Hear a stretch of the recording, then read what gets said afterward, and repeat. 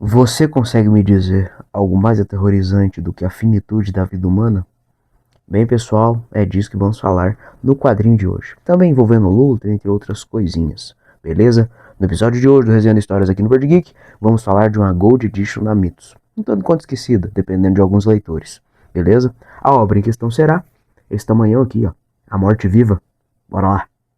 E aí, rapaziada, espero que vocês estejam bem, estamos começando mais um vídeo. Espero que vocês tenham gostado da resenha do Batman Patrões Sombrios. Reforço mais uma vez, pelo amor de Deus, vai lá assistir, que deu um trabalhão da porra, tá? Mas aqui é uma resenha complementar, deu pra gravar mais uma pra vocês, né? E vou tentando me desdobrar, né? Tentando conciliar resenhas de scans com materiais que já foram pro Instagram, novidades pro Instagram também, né? Eu tô tendo que retomar as postagens aos poucos e vamos indo na medida do possível, beleza? Não vou perder tempo. Vou estar falando aqui para vocês do material e tentando destrinchar o que mais eu conseguir e o que minha prolixidade de sempre permitir, beleza?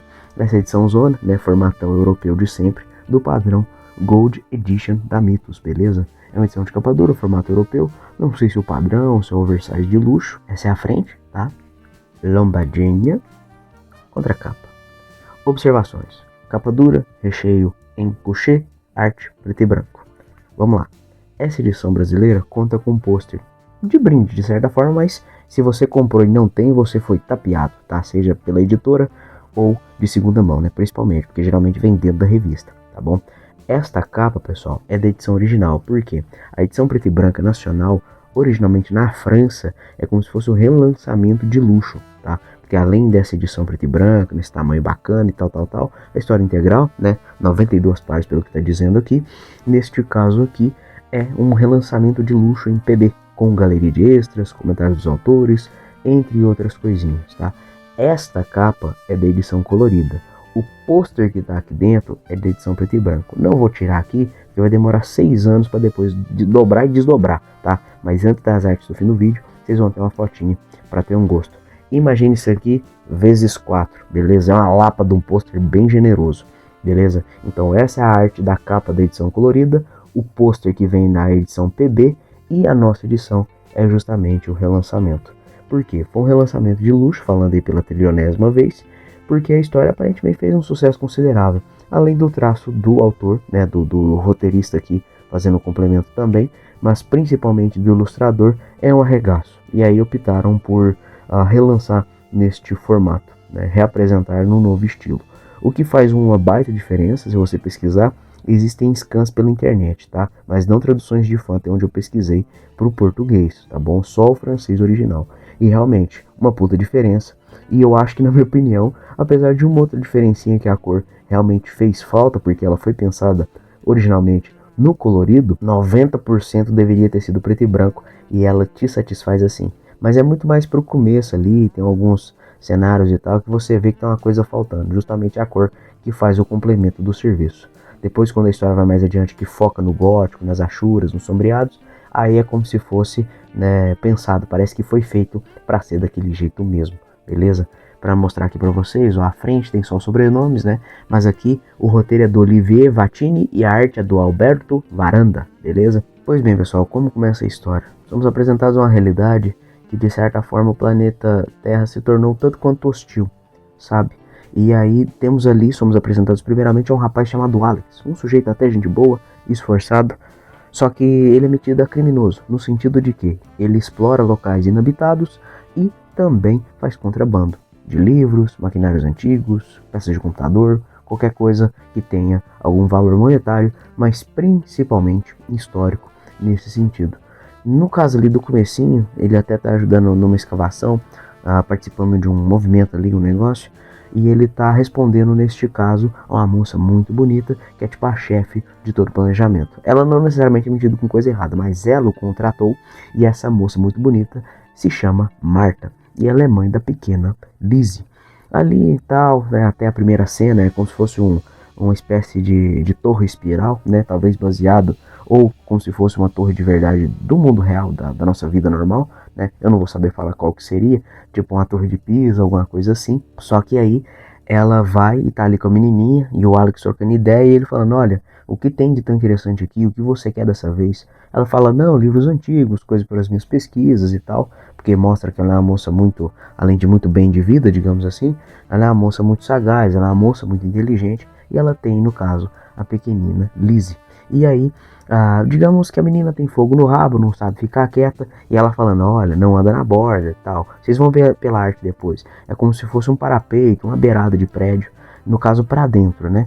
E aí, neste caso, ela vai ficar na beirada, e no caso, por um azar, mas na verdade lê-se, como eu disse, espivetagem, fogo no rabo, desobediência, a menina acaba caindo de não sei quantos metros. E aí ela vai, estabaca no chão e acaba falecendo, infelizmente. Passado o ocorrido, temos um salto temporal, digamos assim. Somos levados agora para Marte, pois como eu disse, o planeta Terra, de certa forma, ele se tornou inabitável, por conta de exploração em excesso, talvez um pouco de guerra, entre outras coisinhas, né? Até no momento ali que mostra a garotinha, e é uma mescla de um outro conto que eu vou estar explicando um pouco para vocês, uma espécie de uma, digamos, seres polvo, né, que falam pela mente, é uma doideira do caramba, e aí tentam comunicar com a menininha e tal. Só que aí meio que não tem tanto retorno, até por uma questão de opção dos próprios seres, e vocês vão ter que ler para entender. E aí, no caso, somos levados a Marte, apresentados também a um cara chamado Joaquim, não com Q, mas com CH, talvez por conta do francês, eu não faço a menor ideia, tá? Joaquim, no caso, pessoal, ele é um cientista muito competente, muito bom no que ele faz, só que ele é inescrupuloso. E no caso, quando a gente é apresentado para ele, ele quase está sendo preso, na verdade, porque ele andou fazendo umas coisas meio, não diria imorais, mas como se fosse contra o regulamento, meio que desrespeitando o combinado ali dos cientistas de Marte, vamos dizer assim, né? Quase perdendo a licença dele, perdendo a carteirinha dele de cientista. E aí no que ele tá saindo, e por um fiapo que ele não é preso, né? Mas confiscam tudo dele, eles ficam praticamente pelados, sem nada, vamos dizer assim. No caso, o Alex aparece com um grandalhão e fala, olha, eu tenho um serviço para você. Aí junto o Alex e o próprio gigantão, eu não vou lembrar o nome dele, tá? Vocês me perdoem, meio que pegam ele na marra e levam, né? Dão uma sedada, tanto que ele acorda meio na nave, quase chegando na Terra já. E aí você pensa, porra, que isso, né? Livre espontânea pressão o negócio. Ele fala, pô, mano, eu até gostaria de ir, mas que porra é essa? Ele, não, a gente tá com pressa, a gente não precisava muito de você cogitar demais a resposta. A gente sabia mais ou menos porque falou que ia pagar ele uma bolada e oferecer ele vários recursos e tal, né? E aí justamente por esse, digamos, fogo no rabo desse negócio do lado cientista dele falar mais alto, provavelmente ele ia aceitar mesmo. Só que aí meio que pega ele com pressa e despacha ele dentro da nave, junto dos caras. Chegando na Terra, no lugar lá e tal, aí acaba convergindo as pontas, né? No caso, o Alex traz o Joaquim para encontrar com a Marta. E aí conversa vai, conversa vem, é enfim explicado a dinâmica da história, o que diabos os dois vão querer juntos. Ela chega para ele, explica, conta o negócio da filha e fala, olha, não importa dinheiro, não importa recurso, eu só lhe peço que pelo amor de Deus, clone minha filha, faça ela viver novamente. E eu vou ter que parar aqui, para alegria de vocês, dependendo do vídeo vai ficar curto por conta disso, tá bom? Porque 92 páginas é uma leitura bem tranquila, tá bom?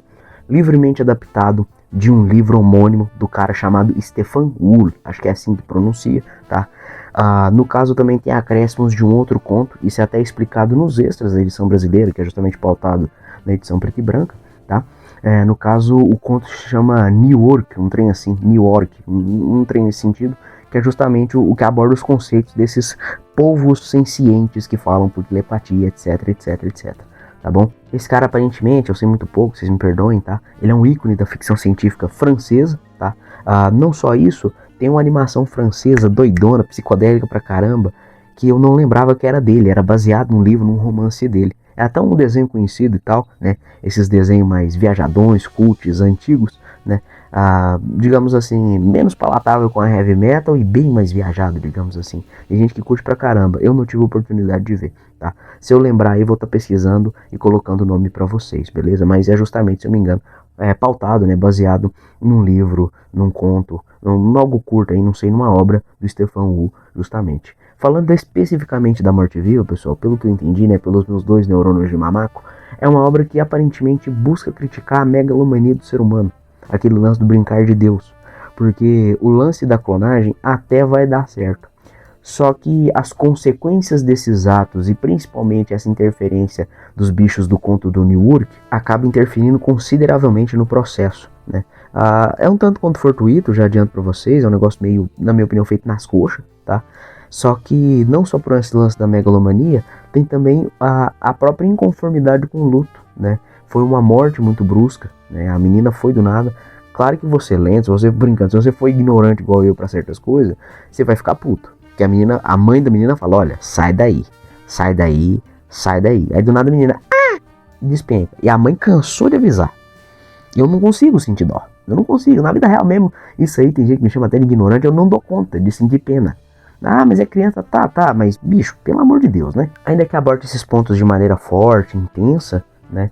A narrativa é legal, a historinha ali ela é convincente, a história ela carece de entornos maiores, porque ao final da história, se você lê, e se você já leu, sabe do que eu estou falando, parece uma prévia do livro original. Fica parecendo, por exemplo, né, do pouco que eu sei, por exemplo, o mangá de Kill la Kill. São 3 volumes. E ainda assim não tá completo, porque completo é só um anime. Fica parecendo que é só um cheirinho. No caso, o que? Você vai ler o quadrinho para ir atrás do livro? Poxa, uma adaptação decente, mesmo que seja só uma maneira, uma livre adaptação, né? Tipo a Duna do Jodorowsky, que é uma doideira, pelo que dizem, né? Pelo que afirmam. Por mais desvairado e aloprado que seja na versão dele, ele se propõe a contar uma parada de ponta a ponta, né? Do começo ao fim, mesmo que seja nas loucuras, nas doideiras dele, né? Até pesquisem o documentário da Duna de Jodorowsky, que é bem legal. É bem massa. Salvo engano, também tem o próprio artbook digitalizado ou fotografado pela internet, tá? Pesquisem depois. Então, pessoal, falando também da arte aqui para vocês, ela é bastante achurada, né? Nos proporciona uma vasta gama de texturas e sombreados. É bem legal, bem legal. Nos extras mesmo, o próprio... Eu sempre confundo Varanda com Vatini, é complicado, né? Mas o Alberto Varanda, que é o ilustrador, ele comenta que ele se inspirou muito em romances góticos, no Bernie Wrightson, velho de guerra aí, né? Do Monstro do Pântano, da Creep, se não me engano eu resenhei a Creep do Bernie Wrightson antigamente no PSQ, se puder eu vou botar os cards para vocês. E também, por exemplo, naquele Gustave Doré, né? Que é um cara aí amplamente conhecido por seu estilo cheio de achuras, pinturas góticas, etc. Essa parte, digamos, mais acadêmica da arte eu fico devendo, tá? Vocês me perdoem. Belos painéis, lindas composições de página dupla. O que não vai te desagradar nessa porra é a arte, pelo amor de Deus, tá? O que me incomoda no roteiro é justamente isso. O lance do encontro do polvo, né? Dos seres polvo, dos seres octópodes, será que eu posso falar assim, né? O lance da telepatia e tal. E quando leva pro final, é meio que apressado. Você não sente um desenvolvimento certo. O que acontece com a menina ou o clone da menina é muito tipo, é isso aí, aceita. E o que leva no final, na minha opinião, do fundo do coração, é um bagulho muito rocambolesco que pega assim todo desenvolvimento e joga no lixo, honestamente. E falando de novo, se por um acaso, eu acho difícil, né? Mas se por um acaso teve o livro no Brasil e você leu, ou você meteu aí no chat GPT e traduziu o PDF em francês que seja, me responda, né? Se o livro ele é bacana, pelo menos. Porque no caso do original, o livro não tem o lance dos seres polvo, vamos falar assim, né? Aí você, por favor, comente se a obra per si, né? O livro sozinho tem a sua qualidade. Se não me engano, ele é de 1958. É bem velho, bem antigo. Só que dizem que é legal, né? Porque é o marco da ficção científica. Stefan Wu é foda pra caralho lá no campo francês, não sei o que, não sei o que. Beleza? E pessoal, é isso. É uma resenha breve do material breve. A arte é um arregaço, porém a história deixa a desejar, infelizmente. E aí é um exemplo de que, digamos, perfumaria demais acaba mascarando a real qualidade de um produto. No caso, pode ser produto, e no sentido do quadrinho, seria o seu roteiro. Ivan, eu sou um cara do desenho e não sei o que. Tem gente que compra quadrinho pela arte. Pra mim, tem que ser um meio termo dos dois, mas cada um faz o que quiser do seu dinheiro, tá? Se você quiser comprar pela arte, você não vai se decepcionar, com toda certeza. Sem falar do pôster que vocês ainda vão ver, que é uma puta de uma arte massa demais, demais. Porque todo o esquema de achuras, a iluminação, digamos, o contraponto, né, o contraste seria de até onde vai a achura. Então, se é mais escuro, os tracinhos são mais pertos. Se é um negócio mais na base do cinza, é um pouco mais afastado. Se é a questão da iluminação e tal, não tem traço nenhum. É bem legal assim, você ficar olhando, até o pôster mesmo, você pode ficar encarando assim, olhando bastante. É divertido, você até aprende bastante coisa olhando. E na minha opinião, o quadrinho já devia ter sido concebido no preto e branco de uma vez. Mas aí, aqui no Brasil, já optaram, né, já fizeram essa caridade pra gente, de nos proporcionar essa arte, que é um arregaço com toda certeza, tá bom? E é isso, pessoal. Se por um acaso um dia surgir a tradução de fã, ou se você souber francês, leia o digital. E aí, se você gostar, compre, né? Mas esteja avisado, o final é apressado, o roteiro é aquém, mas a arte é chupeta, tá bom? Pelo menos isso. E aí compre de promoção, faça como você quiser. Além da minha própria edição, acho que tem outra pessoa também vendendo no catálogo Perdi Geek, beleza? Eu compro nos nossos links, fica a seu critério, beleza? Eu acho que é tudo, muito obrigado por assistir o vídeo até aqui, espero ter feito uma resenha ao agrado de vocês, beleza? Fiquem com a fotinha do pôster, fiquem com as artes depois, um beijo, um abraço, não se esqueça do nosso correio multiversal, hein? R$10 por pergunta ou qualquer outro valor que você preferir, não tem problema, beleza? Nos vemos na próxima, muito obrigado por tudo, tchau, tchau.